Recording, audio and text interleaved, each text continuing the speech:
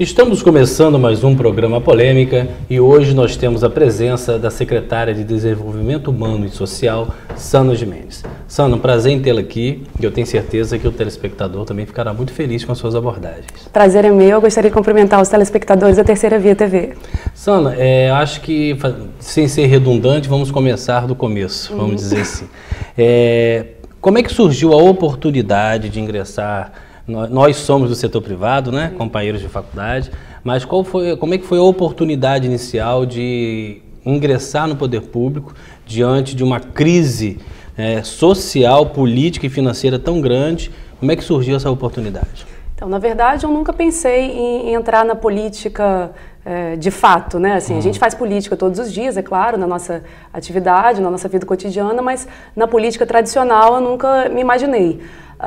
Mas quando o prefeito Rafael Diniz me convidou, eu pensei que de repente estava na hora de sair do campo da teoria, né, sair do campo da academia, que é o campo que, né, do qual eu vim, e ir para o campo da prática, né, para tentar aplicar as ideias, as ideologias que eu tinha na realidade, especialmente no momento de crise, porque eu acho que são nesses momentos que a gente tem que realmente provar nosso valor e mostrar que a gente acredita em alguma coisa, e não que a gente tem algum tipo de interesse ou que algum tipo de benefício com a política. Muito pelo contrário, né, a gente está tentando se doar por um projeto de governo.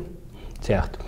E esse pedido surgiu, foi um namoro ou foi uma coisa espontânea que já estava programada na reunião de governo? Não, na verdade, né, obviamente eu votei, né, no prefeito, sempre acreditei no projeto de governo dele, mas não houve em momento algum, desde do começo, eu não sei, quer dizer, aí teria que se perguntar a ele se ele pensou em mim desde o começo, mas eu não sabia dessa intenção do prefeito em me convidar para essa pasta especificamente. Participei da campanha, mas participei como eleitora mesmo, não fui militante. Não fui uma militante, assim, vamos dizer, mais ardorosa, até fui em algumas passeatas, né, fiz alguma campanha nas mídias sociais, mas por uma crença pessoal minha, por realmente acreditar no governo de Rafael. E aí, assim que ele foi eleito, logo, né, acho que na primeira semana, ele entrou em contato, perguntou se eu aceitaria esse desafio. Antes, inclusive, ele falou se eu poderia participar da equipe de transição, e eu me dispus, independentemente do que viria depois, porque, né, por acreditar, de fato, e né, assim que a gente fez o processo em tese, né, de transição, porque não foi um processo muito claro, ele me convidou para realmente ficar na pasta. Sana, praticamente todos os secretários municipais que eu tive a oportunidade de entrevistar falaram a mesma coisa. Foi impactante o que foi encontrado. Não só fisicamente, mas como documentalmente, como estruturalmente. Me fala um pouco dos primeiros dias de contato direto com a secretaria. Então, eu sou uma pessoa que eu sou bem, assim, bem objetiva, não costumo fazer muito drama com as coisas. Então, assim, eu estava preparada para uma situação bastante ruim. Mas é claro que a realidade acaba surpreendendo negativamente a gente. As condições estruturais da secretaria, péssimas, né? Eu já tinha estado lá algumas vezes, mas realmente, assim, até, por exemplo, carros novos que haviam sido comprados há pouco tempo, já numa situação de calamidade, patrimônio público mesmo desperdiçado, e do ponto de vista organizacional, administrativo, aí um caos, assim, sem fluxo, sem uma organização da assistência social de um ponto de vista técnico. Então a gente tentou realmente entrar arrumando a bagunça, né? Tentando entender o processo, porque muitas coisas, muita sobreposição de ação, muita falta de comunicação entre os setores da própria secretaria e especialmente com as outras secretarias, né? Era como se fossem vários feudos e cada... Ilhas separadas. Exatamente, cada secretaria vivia de uma forma independente, nenhum governo pode funcionar assim, e a gente tentou, né, estabelecer esse diálogo com outras secretarias e especialmente também estabelecer um fluxo interno para que o trabalho pudesse funcionar. Sana, alguns discordam, mas eu acho que a Secretaria de Saúde e a secretaria que você hoje ocupa são secretarias muito sensíveis.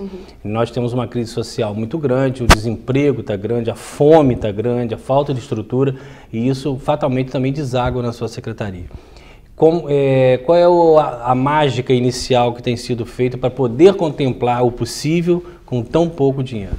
Então, eu acho que uma gestão técnica realmente pode não surtir efeitos a curtíssimo prazo, mas a médio e longo prazo é essa gestão que vai realmente produzir resultados, porque o que a gente percebeu é que a secretaria funcionava, independentemente das questões todas criminais, eleitorais, que a gente sabe que ocorreram, mas funcionava sem essa lógica técnica e de um ponto de vista muito assistencialista, né, e não do ponto de vista da assistência social como uma política pública. Então, o que a gente está tentando fazer... Quase que um escravagismo social, não era para sair dali, né?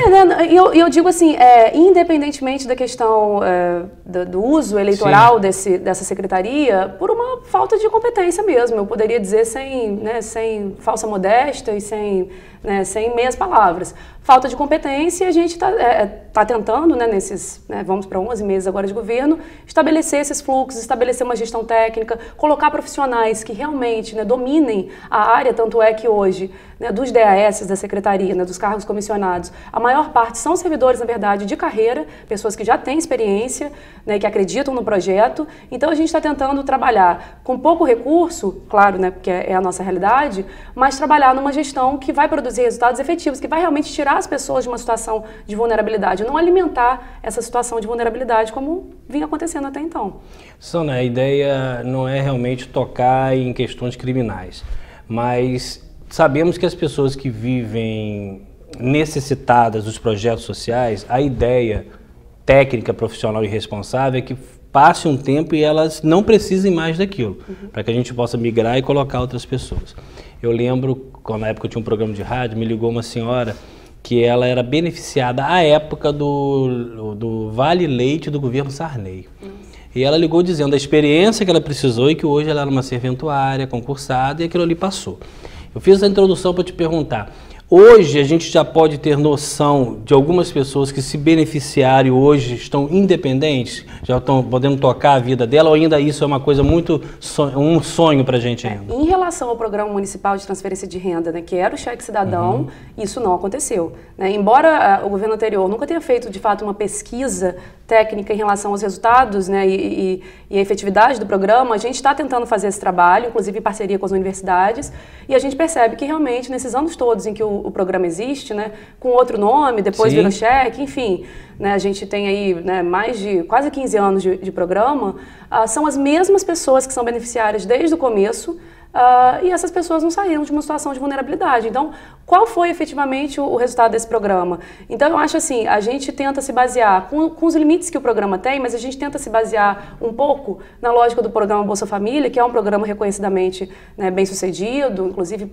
por órgãos internacionais, e a gente vê que, na verdade, o Bolsa Família e o Cheque Cidadão não são programas que podem se comparar, porque com todos os limites que o Bolsa Família tem, ele consegue fazer esse empoderamento da família, incluir as pessoas, de fato, numa vida produtiva. O Cheque Cidadão não. O Cheque Cidadão tinha esse caráter realmente de perpetuação de uma situação de vulnerabilidade. Então, não é criminalizar de maneira alguma o programa de transferência de renda, porque a transferência de renda ela é importante em determinados momentos da vida. Isso se tornou de contenção, né? Claro, se a pessoa não tem mais nada que recorrer, ela precisa sobreviver, ela precisa comer, ela precisa garantir a subsistência da família dela. Agora, eternamente ela vai ficar dependendo desse programa e dependendo, na verdade, de um valor que é muito baixo, inclusive, é indigno. O ideal é que ela tenha no mínimo um salário mínimo, que é o que todo trabalhador deveria ter. E, aliás, o ideal é que ela seja trabalhadora, porque não é uma questão de querer desonerar o governo, é porque é uma questão de autonomia, de cidadania, claro. Ninguém quer viver de favor do governo, de benefício social. As pessoas querem ter essa autonomia.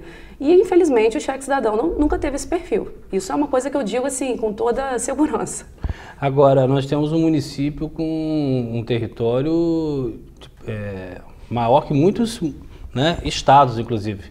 E já existe um pequeno ou um médio monitoramento da onde nós temos esses maiores nichos de dependência? Sim, a gente sabe que na região, por exemplo, ali de Custodópolis, é uma região de extrema vulnerabilidade em Campos, e a região do interior de Campos também. Engraçado, Custodópolis tão perto do centro. Exatamente, mas Custodópolis hoje tem uma situação grande de vulnerabilidade, e não só de vulnerabilidade no sentido material, mas também, especialmente a questão da segurança pública, um problema muito grave que nós temos ali. Então, aquela região ali de Custodópolis, Codim, aquelas regiões são regiões complexas do ponto de vista da vulnerabilidade, mas também o interior de Campos. O interior de Campos, no sentido da vulnerabilidade social, é é uma área bastante carente, né? Bastante vulnerável. Se a gente pensar a região do Imbé, aí a gente tem ali comunidades quilombolas, enfim, comunidades que tradicionalmente, né, que historicamente, infelizmente, foram, né, abandonadas, foram relegadas a uma condição subalterna, então a gente vê uma situação de pobreza nessa região do interior, o que é um grande contrassenso, porque Campos era para ser um celeiro agrícola, né? Então essas pessoas não deveriam passar fome, nem estar em situação de pobreza, mas estão. O interior realmente foi abandonado, né, durante esse tempo todo. Aí você tocou em um ponto importante. O interior também sofrendo com isso tudo e, obviamente, a falta de dinheiro ocasiona a falta de saúde, a falta de outras questões. A Secretaria de Assistência, ela trabalha para e passo com outras secretarias no que diz respeito a informações para que a gente possa gerir um foco de doença, um foco de determinada situação? Como é que é feito isso? Claro, é o que eu falei, né? O que a gente percebeu logo que nós entramos é que não havia essa integração entre as secretarias. E política social não é só assistência. Sim. Aliás, muito pelo contrário, a assistência muitas vezes apaga o incêndio. Então a política social, ela passa especialmente pela educação, pela saúde. Então tem que haver, especialmente entre essas 3 secretarias, uma relação muito próxima, fazer uma rede. Para que a pessoa, por exemplo, que procura o CRAS, por uma situação qualquer de vulnerabilidade, ela seja encaminhada para a rede de saúde, para a rede de educação, para saber quais são as necessidades mais básicas delas.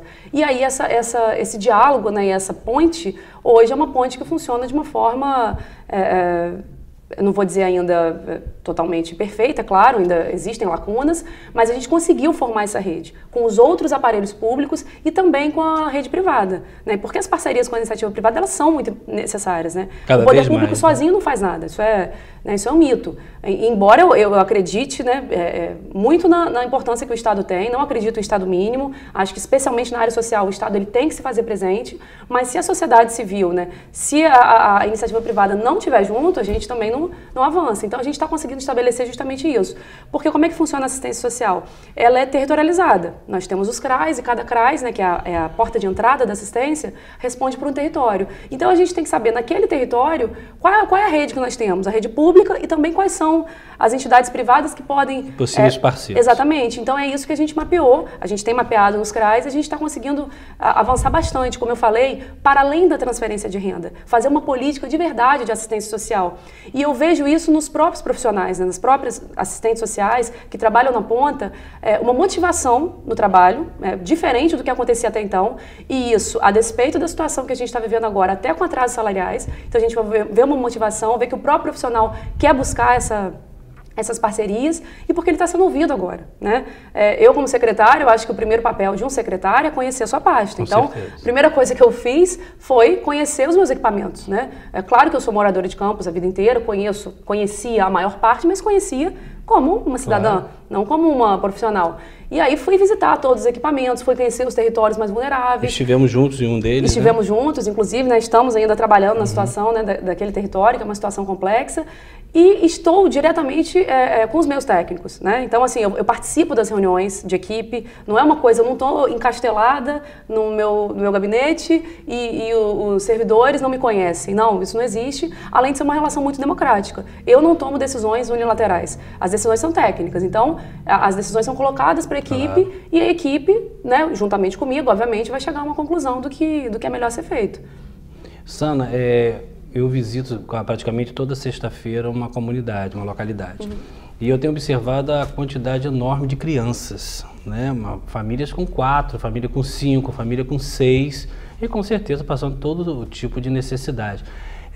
Qual a leitura que você faz disso? O que pode ser feito a curto prazo para tentar pelo menos uma orientação, a contenção e abarcar o que já está nascido, né? Então, a gente tem que trabalhar nessa lógica da parceria, especialmente com a saúde, porque a política de um planejamento familiar, ela é algo que, né, não existe ainda de uma forma plenamente implementada, não só em Campos, mas no Brasil como um todo, né? Então, haver essa possibilidade da família decidir, claro que é uma decisão da família, né, de maneira alguma o Estado vai interferir ou trabalhar numa lógica, né, higienista, como a gente viu muito tempo acontecendo, de forma alguma, mas dar à pessoa a possibilidade, porque a gente sabe que muitas dessas famílias, né, que têm muitos filhos, não foi na verdade uma opção, foi uma falta de opção, foi uma falta de acesso a um método contraceptivo, ou até informações, até enfim, uma clareza melhor da situação realmente do que é uma unidade familiar. Então a gente tem que fazer esse trabalho, como eu falei, na educação e na saúde. por isso que o papel da escola ele é muito importante também nessa formação, né? Então, nos dias que a gente vive hoje de escola sem partido, ideologia de gênero, essas bobagens todas que a gente tem ouvido aí na mídia, a gente se preocupa muito porque esse tipo de argumento só aumenta essa situação, né? Se a escola não puder trabalhar a questão da sexualidade, por exemplo, da sexualidade que eu digo inclusive em termos de prevenção de doenças, né? Dessa questão da contracepção, a gente sabe que a gente não vai avançar muito, porque muitas vezes são famílias que não são desestruturadas, a gente sabe disso. Então, como esperar que dentro de casa o adolescente tenha essa indicação se muitas vezes ele não tem nenhuma casa sem bem contar né? explicar a contracepção para quem está passando fome, né? Exatamente, né? São incoerências, então, assim, né? Exatamente. Então, a gente tem que trabalhar nessa rede e a gente tem que trabalhar sem moralismos, né? Porque a política não pode ser moralista. A política não pode ter uma moral única, né? A política, ela tem plural, né? É plural, exatamente. E a gente vê uma consequência direta desse tipo de pensamento conservador que eu digo no pior sentido, né? De conservar algo ruim, não de conservar uma coisa boa. Porque a gente, essa lógica toda que a gente tem vivido hoje no Brasil, né, de você não poder nem discutir essas coisas, na minha opinião, só agrava esse tipo de situação. Não, você até tocou num ponto importante, a gente já tem 3 minutos ainda para o final do primeiro bloco. Aqui a gente varia dos assuntos, né? Claro. A questão antigamente, eu acho que a gente tinha mais liberdade da brincadeira, do debate, da conversa. Parece que o mundo evoluiu tecnologicamente, as pessoas encaretaram, ficaram mais quadradas. Como acadêmica e agora também como ingressante no poder público, como é que você vê essa intolerância, essa coisa quase que raivosa de se discutir temas tão importantes como religião, como homossexualidade, como planejamento familiar? Não, então, eu acho que são duas coisas, né? Por um lado, a questão do politicamente correto, eu acho que ela é extremamente importante, eu acho que ela não tolhe a liberdade de expressão, porque quando a gente fala do politicamente correto, a gente está falando de respeitar direitos básicos de grupos que, historicamente, são ultrajados, né? São submetidos. Então, assim, para muita gente, isso é mimimi, isso é vitimismo, mas não. Isso é respeitar, isso é garantir que todas as pessoas sejam tratadas com dignidade. Agora, é impressionante que realmente com todos os avanços tecnológicos que nós tivemos e acesso à informação, internet, século XXI, que a gente não possa mais discutir questões que em algumas décadas eram colocadas de forma muito mais aberta. Sim. Tipo isso, o debate religioso, ele era mais plural, a questão da sexualidade, né? Enfim, esses temas viraram temas malditos, né? Que não podem ser colocados na esfera pública. Isso não existe, é muito perigoso, inclusive, quando esses temas começam a ser proibidos, né? Porque a gente caminha para uma sociedade repressora. Repressoras e retrógrada, né? Exatamente. Beleza, nós estamos conversando aqui com Sana, secretária de Desenvolvimento Humano e Social da Prefeitura Municipal de Campos. Vamos ao intervalo e já voltamos.